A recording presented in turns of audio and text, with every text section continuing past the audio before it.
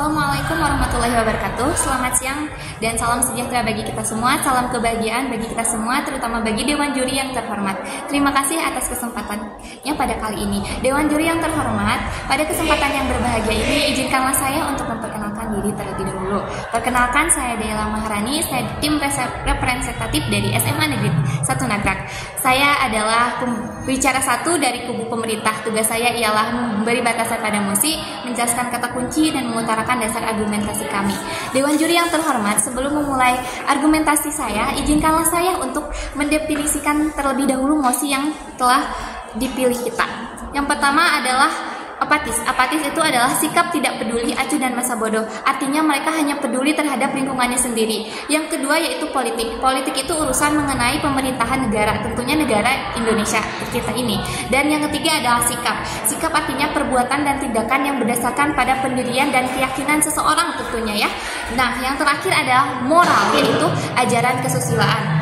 Jadi mosi ini merujuk pada perbuatan atau tindakan seseorang yang tidak peduli, acuh, dan masa bodoh terhadap urusan mengenai pemerintah negara menurut ajaran kesusilaan. Apatisme politik sudah ada sejak dulu, namun baru mulai dibahas ketika masa reformasi. Hingga kini apatisme politik tetap menjadi satu hal yang masih harus dibahas, layak dibahas, apalagi saat ini era digital. Seperti yang Dewan Juri tahu, sekarang ini kan era digital, semuanya serba canggih, semuanya serba menggunakan ponsel.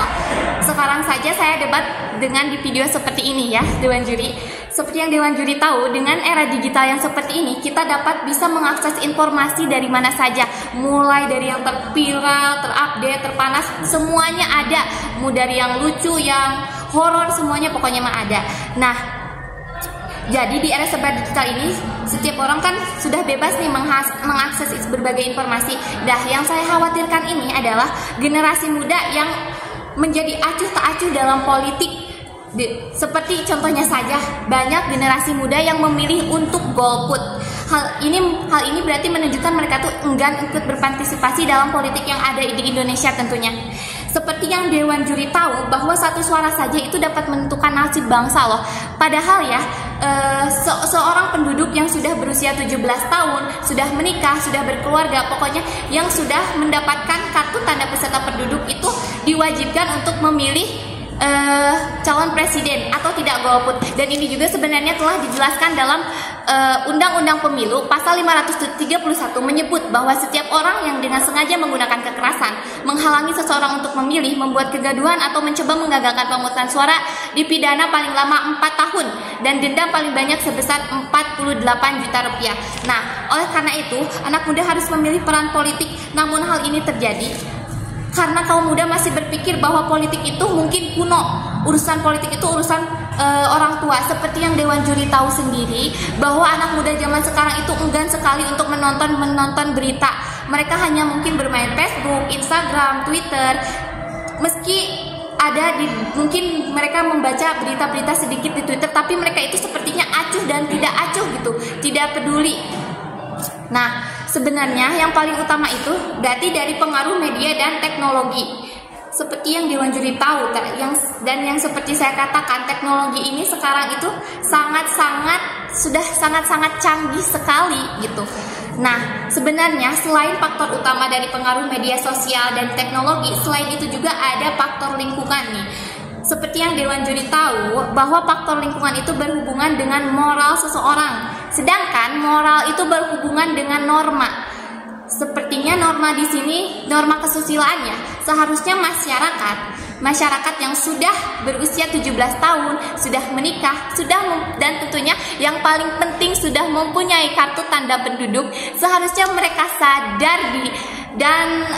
sadar bahwa mereka itu harus berpartisipasi dalam acara-acara yang diselenggarakan negara, sepertinya dengan pemilu, salah satunya ini pemilu loh. Apalagi kalau pemilu itu kan tentunya sangat bersifat mungkin formal, dikarenakan pemilu itu kan pemilihan presiden, sedangkan presiden itu adalah pemimpin negara yang ada di Indonesia ya.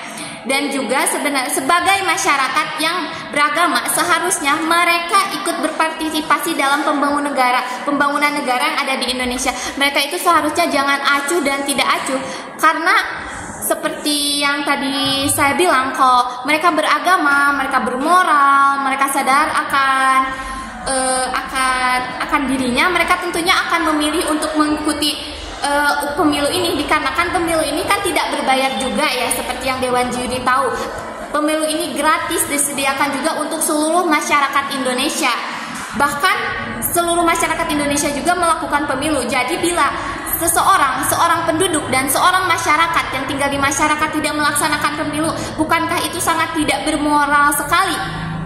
Seperti itu, karena kan masyarakat Indonesia juga tentunya mereka akan sadar gitu, pemimpin negara yang paling tinggi di Indonesia itu adalah presiden. Nah, presiden itu kan dipilih oleh rakyat. Jika rakyat saja tidak memilih, bagaimana kedepannya negara Republik Indonesia ini? Nah, dengan demikian pemaparan pidato dari saya bahwa dengan mosi Dewan percaya bahwa apatis terhadap politik merupakan sikap yang tidak bermoral itu benar. Seperti yang argumen yang tadi saya sebutkan, bahwa seharusnya penduduk yang akan sadar telah memiliki KTP, mereka akan melakukan pemilu. Juga kalau masyarakat yang bermoral dan memiliki norma agama dan norma kesusilaan, tentunya mereka akan melaksanakan pemilu itu.